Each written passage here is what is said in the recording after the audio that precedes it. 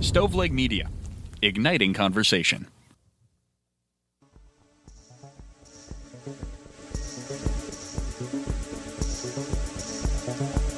Welcome to True Crime to Go. What can I get for you? Been eating really healthy lately, so I really just want some good old, greasy, get it to me quick, eat too much fast food. Pull up to the second window and we'll see you next crime. Welcome to True Crime to Go. I am John, here with Jamie. How you doing, man? Doing pretty well, man. I've been, you are looking svelte as well. I feel like we're getting healthier right now, and this fast food killer episode is going to maybe get my fast food fix in, so I don't want to go to Taco Bell today. I'm at the point where I've been doing well long enough that I'm not even like going to a fast food place. I just don't want to do it. Yeah. So I'm proud of myself, and I'm proud of you. You look great. You too, man. This is weird. It is, but you know what? We got a weird story. Why don't you get the ball rolling? Yeah, so this comes from your home state of Tennessee. This is a story I had never heard of. It was over in the Nashville area in the late 90s, which I know Tennessee's a very long state. Nashville's in a different part of it from where you grew up. But we're going to talk about a guy named Paul Dennis Reid, who became known as the fast food killer and had several brutal murders around that entire area where he was killing innocent fast food workers who were just working hard to try to make a living.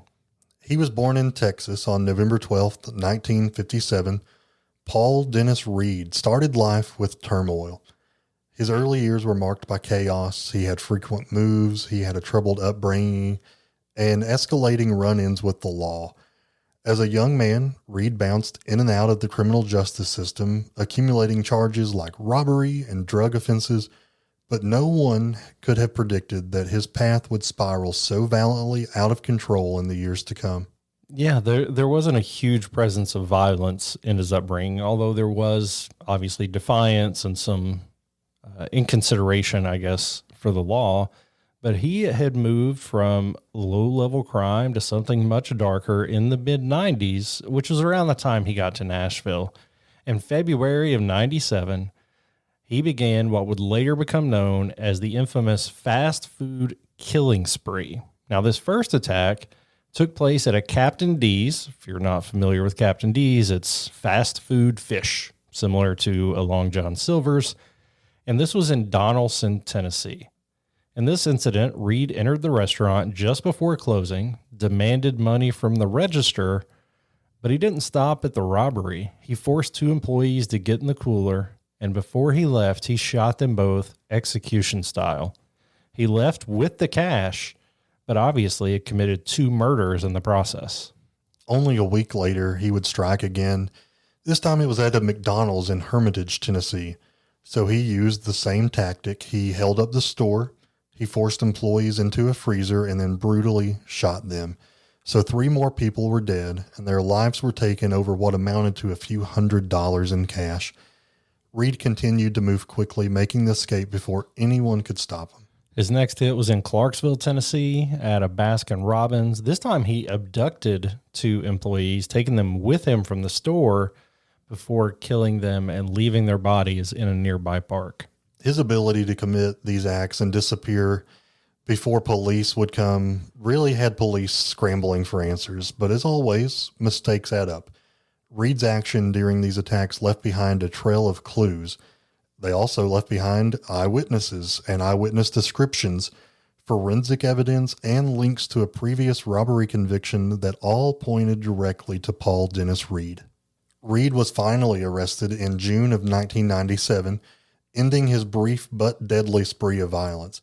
The fast food industry, particularly in the Nashville area, was shaken to its core for months because employees feared being the next target. Absolutely, and I can understand going to work and just being super fearful and extra cautious. And the trial was a pretty big media frenzy too. Everybody had heard about this and how brutal it was. It was involved several different restaurants in different towns. Reid maintained his innocence throughout, but the evidence was just overwhelming, some of which you've already mentioned.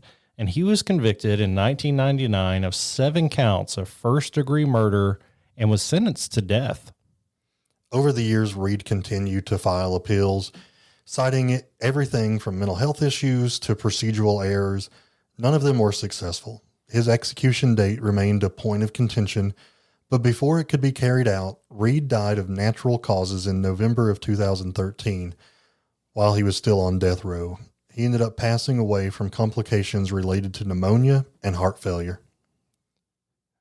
Paul Dennis Reid's killing spree left a permanent scar in the Nashville area. 7 innocent lives were taken. Fast food workers went from feeling safe at their jobs to provide for their family to being terrified to go to work. And there's still lingering memories in the area of what Reid did at that time. And you could imagine the terror that it struck in people who worked in the area at these kinds of industries, because they would go into work every day really not knowing if they were the next target or not. So this was a difficult time in this area in particular. Absolutely. And this is a brutal story, one of the more violent ones that we usually bring to True Crime to Go, but it is fully resolved, took place in the late 90s. And I don't know what we talked in our previous episode about some changes that were likely made to waivers and warning labels because of a certain crime. I wonder if there were additional safety measures put in place for employees after this. Yeah, I really don't know, Jamie. I mean, I would hope so, but what could you do? You're not going to let McDonald's workers just open carry a pistol on their hip, but were there some kind of safety mechanisms in place? I really don't know. And if not, there should be, especially in this current climate. We've discussed kind of at length the recent shooting in our area. So something to keep in mind, but this has been yet another case in 10 minutes or less. Would you like crime with that?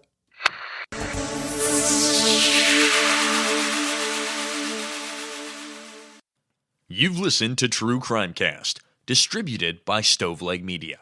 Check out stoveleg.com to find out more about your hosts and to find other podcasts to listen to.